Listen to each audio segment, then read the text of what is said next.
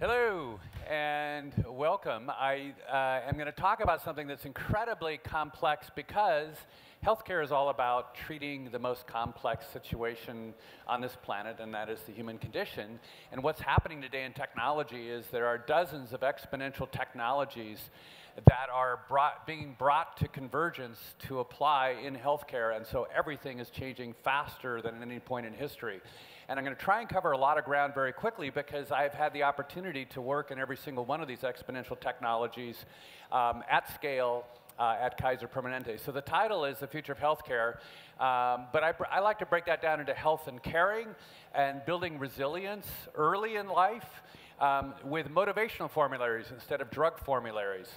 And looking at a new era of access, which is an abbreviation for augmented care and connected e-self-service. So a lot of what we're doing right now is making it easy for people to deal with their healthcare issues without ever having to see anybody when possible. And we're also living in a multi-platform ecosystem now. It used to be that we were in an app world and an app store. Those days are long gone. Those applications are only relevant when they're sitting on a platform that is designated as a platform within a multi-platform ecosystem. And so a lot of the challenge right now is instead of taking this app and that app, we're selecting large-scale platforms, converging them, and then using applications within those platforms. And my clicker's not working. Do we have another clicker or battery, perhaps?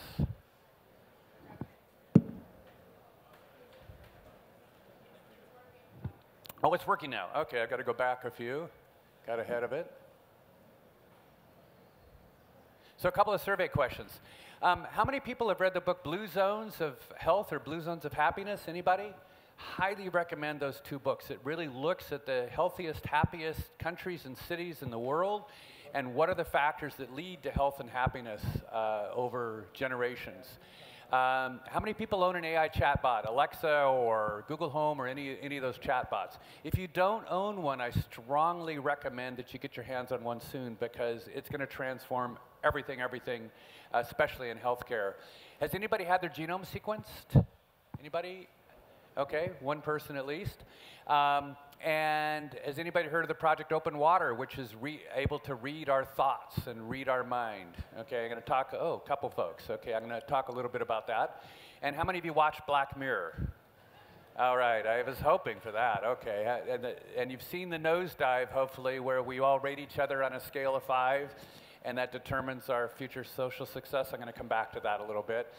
And has anybody heard that Elon Musk, the Tesla founder, donated $10 million to MIT for safety engineering and AI? So the last session, there were a lot of questions about ethics and bias in AI. And what Max Tegmark at MIT is doing is looking at building safety into AI to expose some of those biases. So I'm giving a talk about ethics and bias in AI tomorrow, if you're interested, because the last talk generated a lot of questions in that space. So I like to think that we're all living today in the sci-fi generation because if we can imagine it, we will see it in our lifetime. So we're standing on the shoulders of many giants. We have multiple exponential platforms. There's convergence occurring at an accelerating rate across the platforms. There's new technologies like blockchain and various forms of encryption that are going to allow us to share data globally without the kind of privacy risks that are a problem today. And then we also, because of the internet, have hyper collaboration across teams globally, and that's really accelerating the rate of change in everything we do in healthcare. We're shifting from disease care to creating sustaining health through resilient behaviors, and that's where a motivational formulary comes in, which I'll come back to. So a couple of relevant quotes. The philosopher Baruch Spinoza said, "Nothing in nature is random. A thing appears random only through the incompleteness of our knowledge, and as our knowledge is expanding exponentially, the randomness is becoming more understandable." Larry Smarr, who's a friend and one of my heroes, has said that your immune system and brain are booted up by your microbiome, the bacteria in our gut. It's profound, the influence. I'll say a little bit more about that later. William Gibson, the sci-fi writer, wrote that the future is already here, it's just not evenly distributed.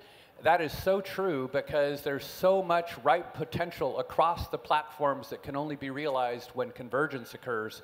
And the convergence the generalization, the operationalization, and the scaling of those technologies is what takes a lot of hard work and time. John Doerr, who is the most famous investor in Silicon Valley, said in Washington, D.C. 3 weeks ago that the hype around AI underrepresents the potential, and that's been my belief for a long time. So getting these things off the ground to scale is difficult, but the future is going to involve AI in everything we do, everything we use, every tool at our disposal.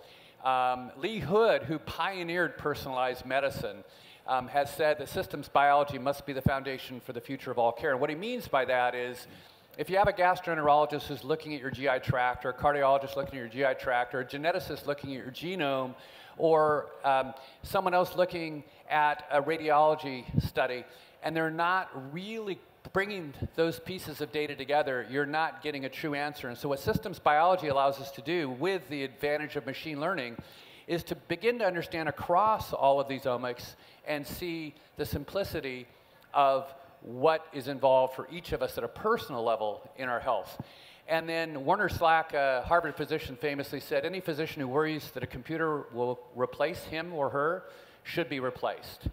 And I think that's really true, because if a physician doesn't understand the human touch and the human role and the virtue of empathy and the value of understanding each individual situation better than a computer, then they have no business being in medicine.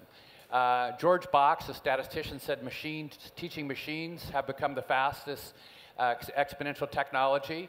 And Frederick Douglass famously said, it's easier to build strong children than it is to repair broken men.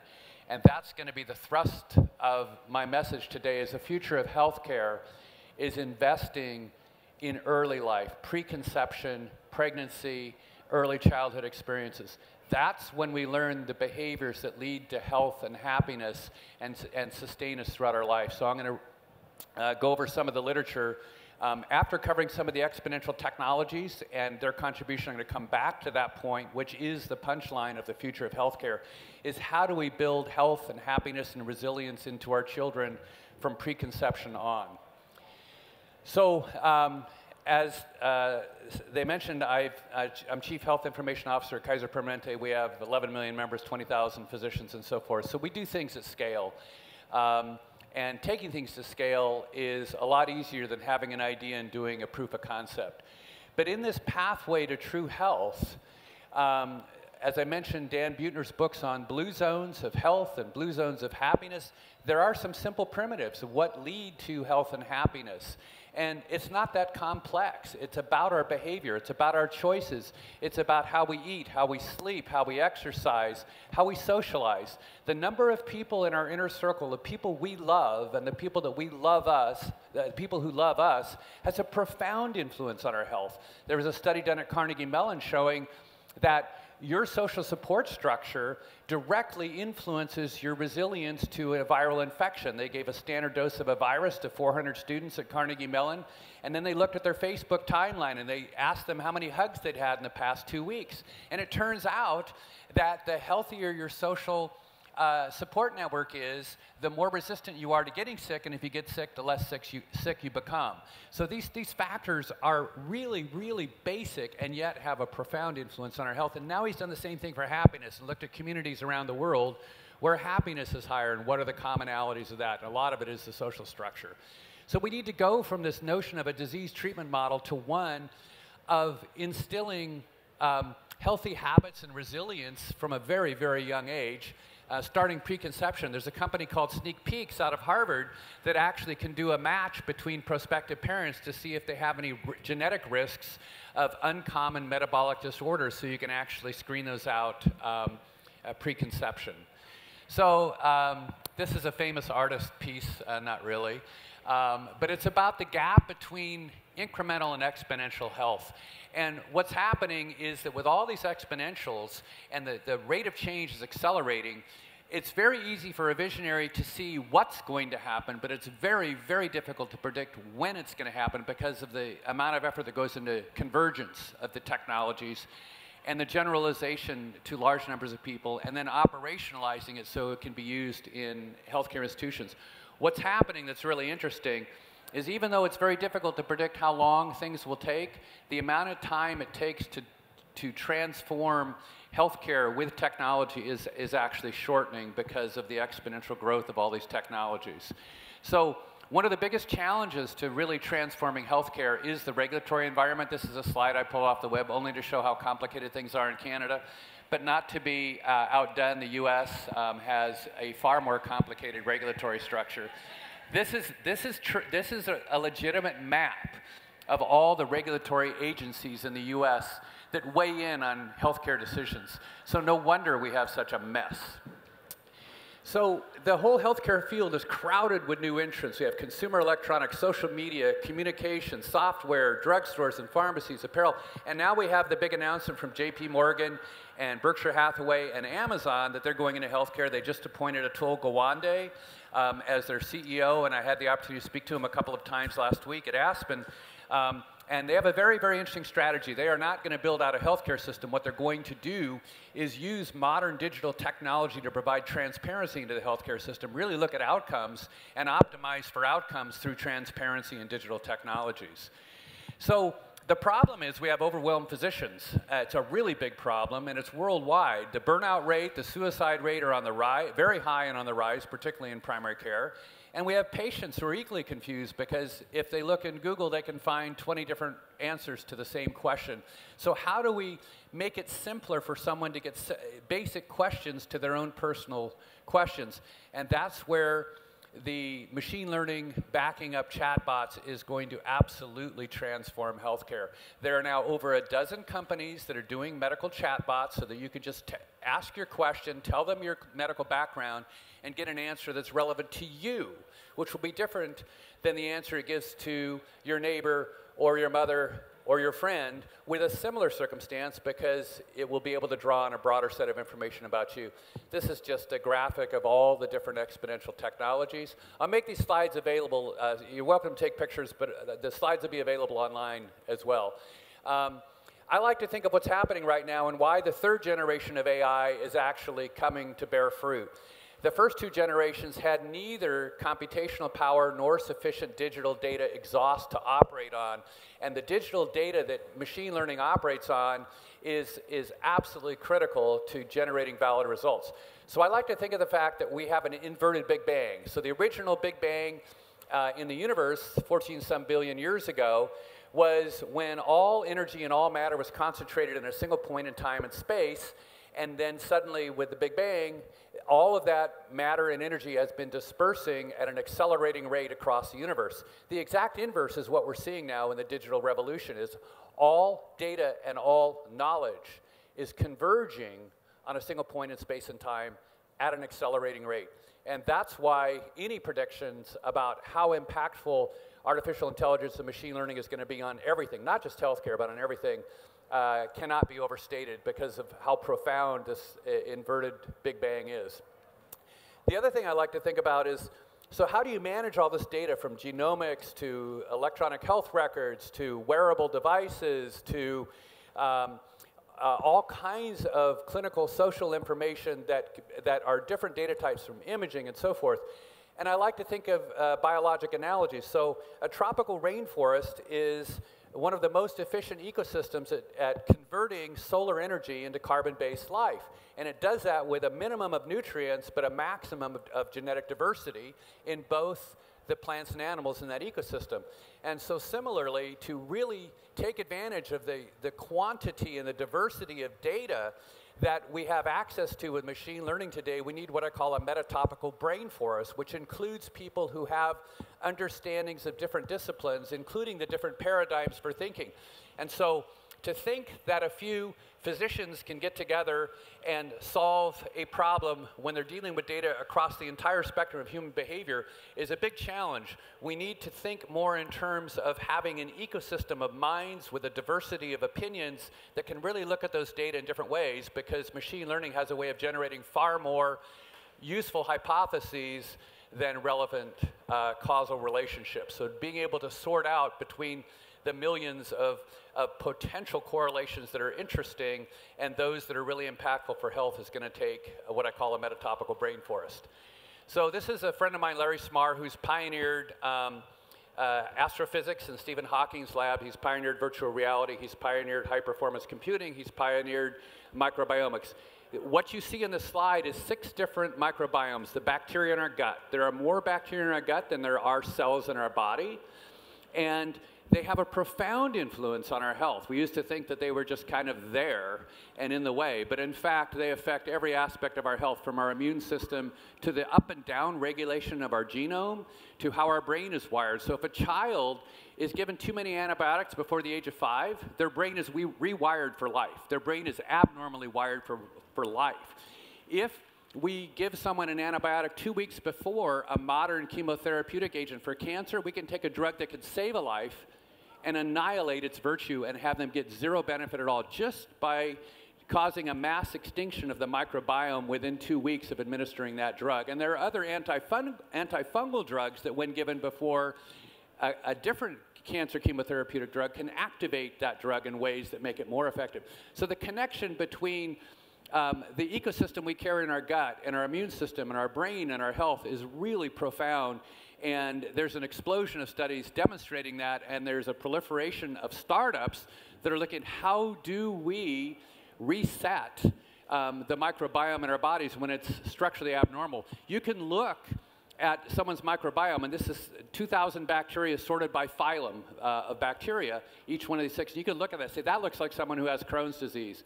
That looks like somebody who's at risk of colon cancer. That looks like somebody who's at risk of over 100 diseases now based upon the pattern of bacteria in the gut. Really profound.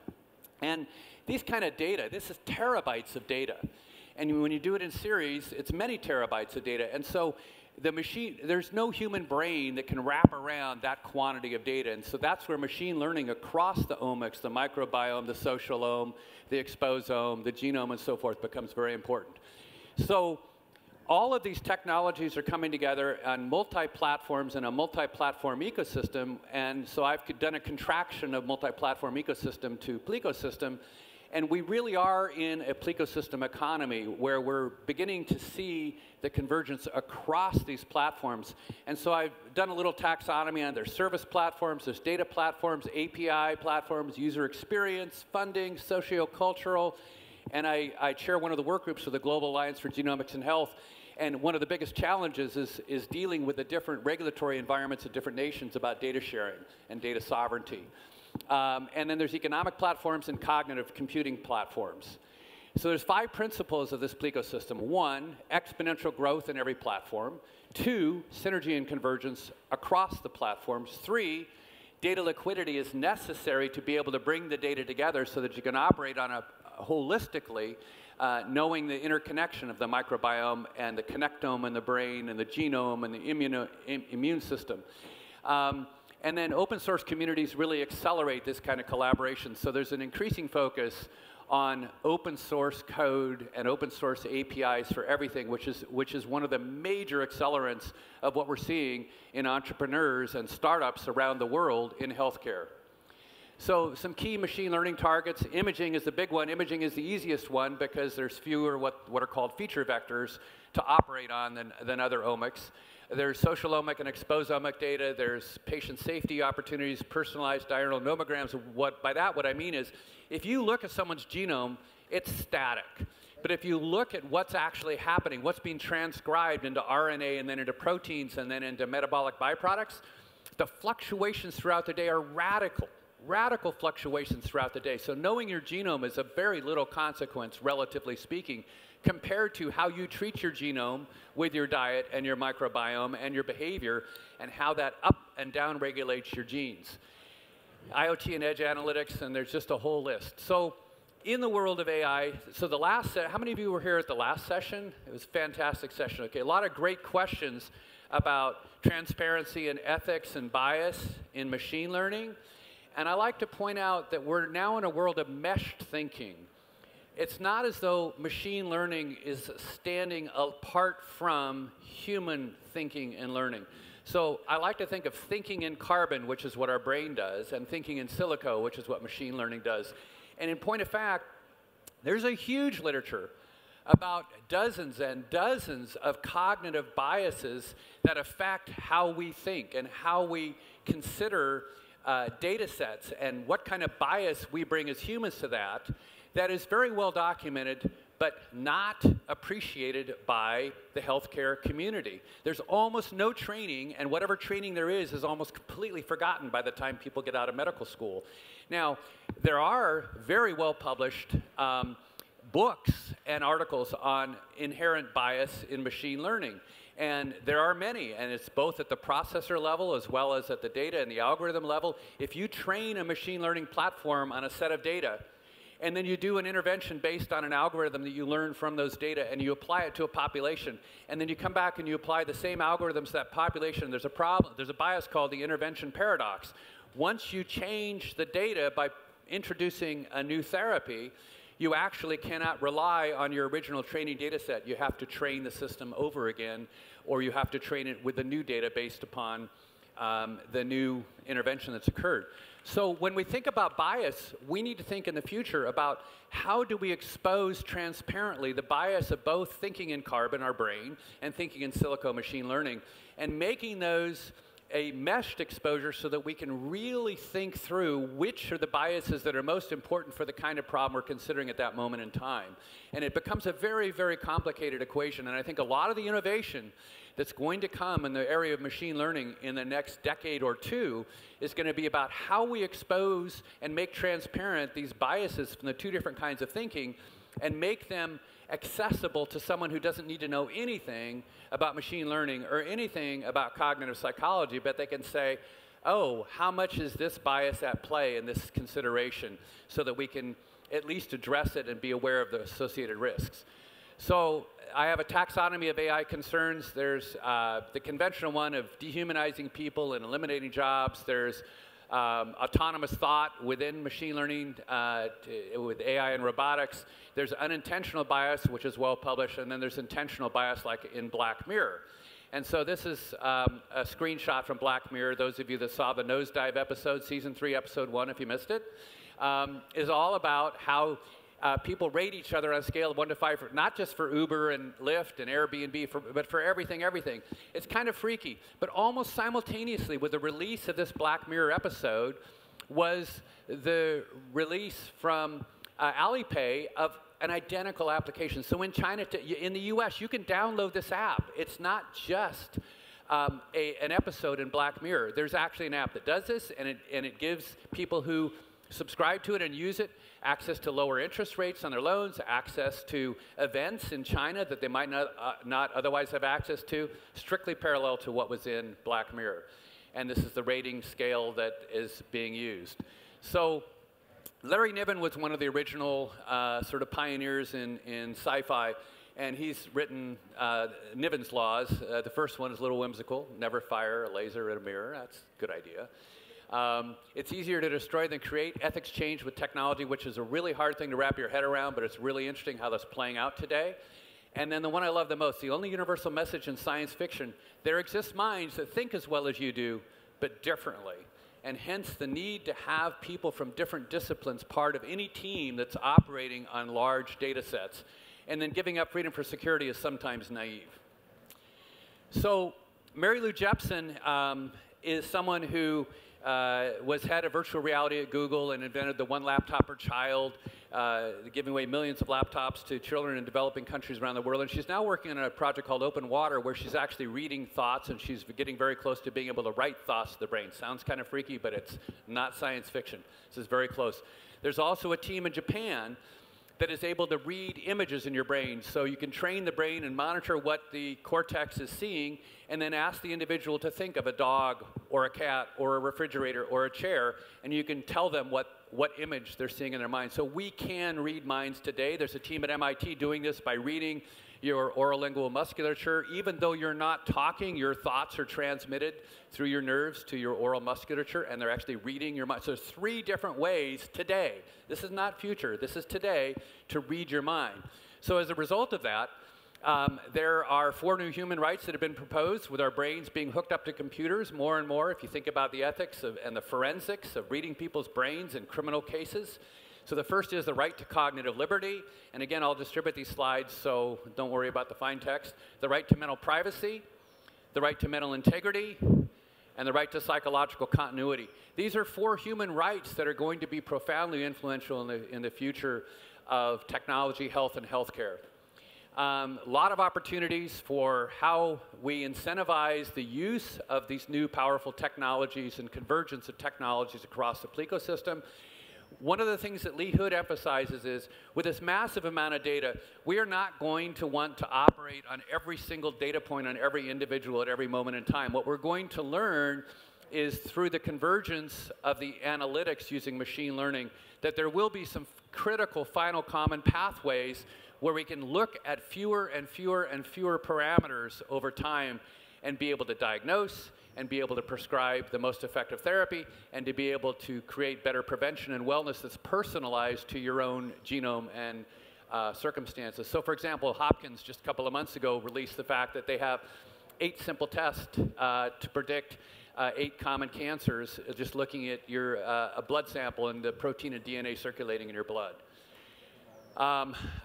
What I'm really fascinated by is the fact that information therapy was promoted decades ago as the way to help people towards better health. It didn't work at all, because letting people know that a Big Mac is bad for them doesn't really move the needle very much. We really need to understand what motivates people, what motivates individuals, because we're all motivated differently. So how do we get a motivational profile of every different individual and then be able to adapt our motivational strategy to those individuals based upon the combination of their health risks and their motivational profiles, so that we motivate them with the right tools, in the right sequence, in the right frequency, towards goals that are relevant to their specific risks. So everybody is really different, but some of the biggest differences is in what motivates us.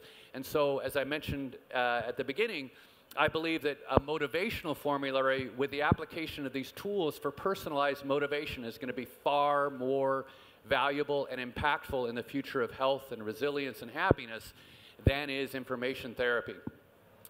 I'm going to skip this and this in the interest of time. We're doing a lot of work with virtual care now, as I mentioned, to be able to allow people to do self-service, to have a problem. We can, when they log in and tell us what their problem is, we can automatically search their electronic health records, search the answers on a simple questionnaire to the problem they're having, and deliver them a result and a response instantaneously. And as I mentioned, there's over a dozen companies doing medical chatbots to do this, but we're already doing some of this at scale, and we're using triage.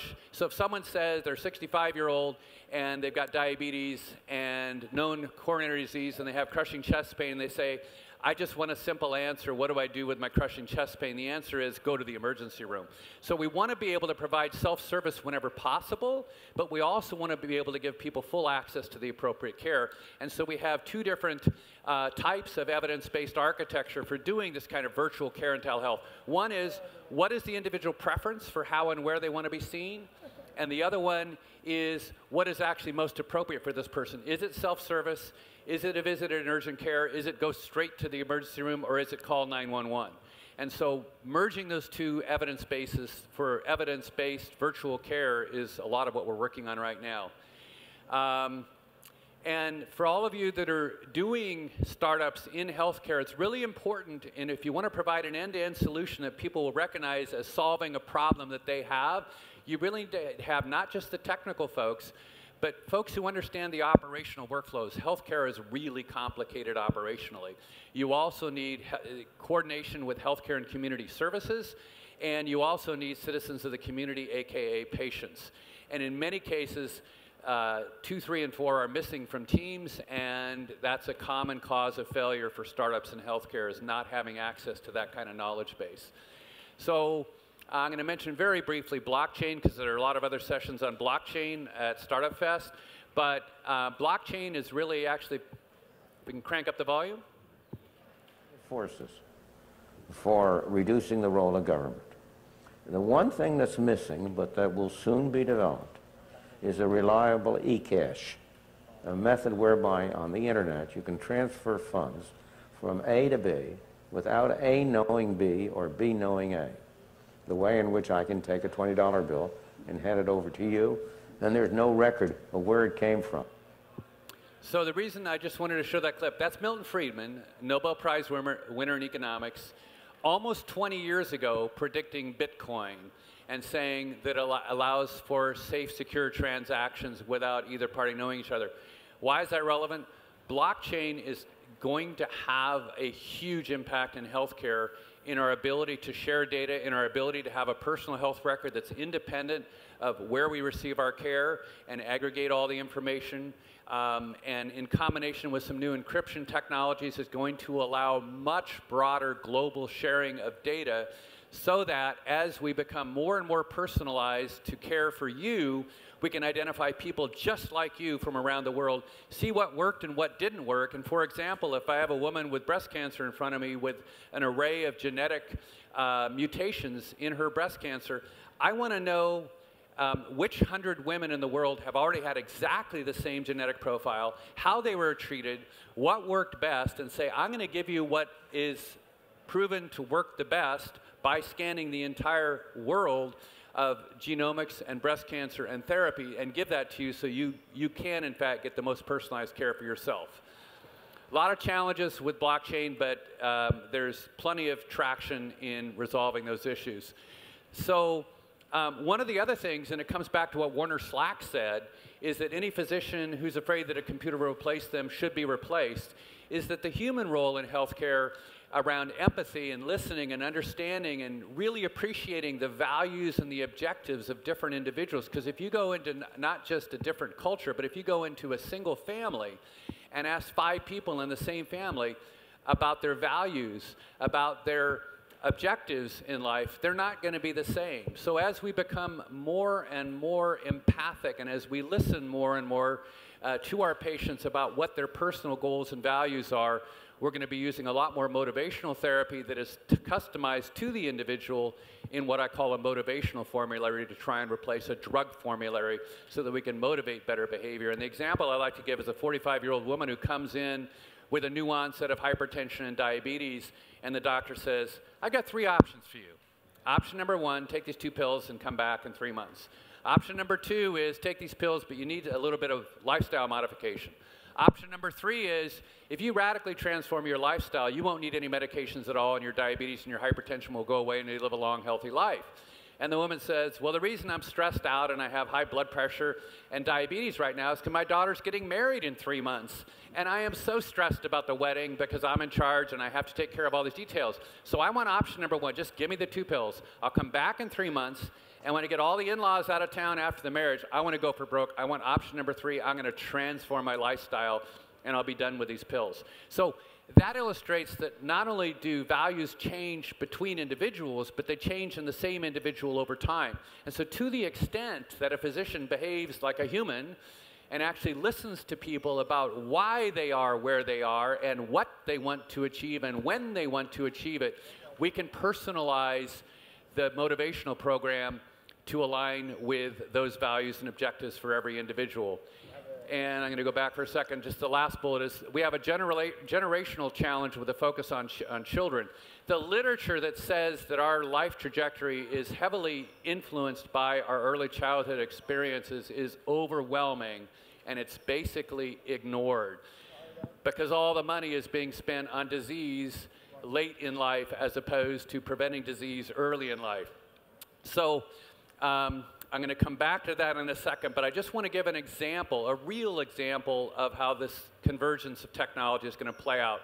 And in the introduction, they mentioned that I'm working with the World Economic Forum on a drone project and UC San Diego and the FAA to create a drone network, an open source, vendor agnostic drone first responder network, and what's already been done in the developing world in Rwanda and many other countries in Africa and in Switzerland, where blood products are being delivered in emergency situations to remote locations via drone. So this is a well-established capability, but what we're working on in San Diego right now is a standards-based infrastructure to be applied globally. So in the context of having that kind of capability, in the context of personal genomics, in the context of blockchain-based personal health records, here's what's going to happen to my next door neighbor. So this is actually Lucy, 2 years old, lives across the street from us in San Diego, and she had a fever of 105 and a rash. And her parents, and they gave me permission to tell her story, her parents took her in the emergency room, not our emergency room, another one,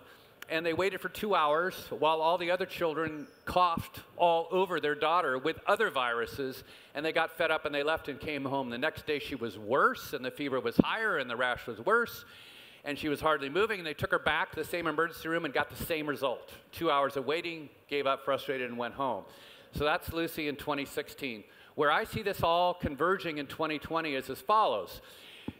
Lucy's parents are going to swab her mouth. They're going to use polymerase chain reaction from, there's a whole bunch of companies that can do this today, and tell you which virus Lucy has and what antibiotics it's sensitive to. Send that information to the doctor with her pharmacogenomic data, that is how she responds to different antibiotics and metabolizes them, and have the doctor simply say, yes, I approve of ordering this antibiotic at the pharmacy. The pharmacy then delivers by drone, and Lucy's happy because a drone delivers an antibiotic that takes care of her fever and her rash in minutes, rather than waiting twice in the emergency room for 2 hours and having everybody cough all over her. So this is not science fiction. All of those technologies are in production today, and we're working on converging them all so that we can actually deliver the kind of result in 2020 that is potentially available today, but not converged and operationalized and scaled.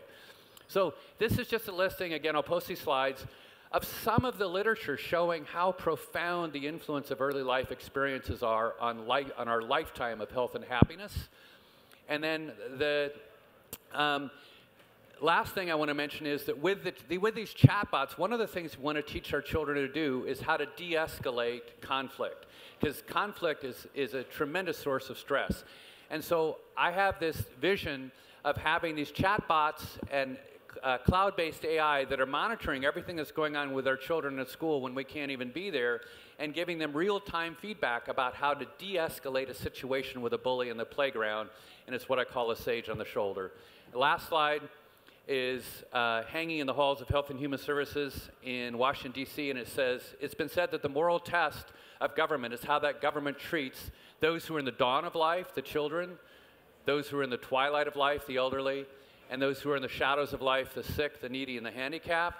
And I encourage all of you who are doing your startups, any of you doing them in healthcare, to be very mindful of these potential biases, both human bias and machine bias, so that we don't neglect those who are in the shadows, the twilight, and the dawn of life. Thank you very much.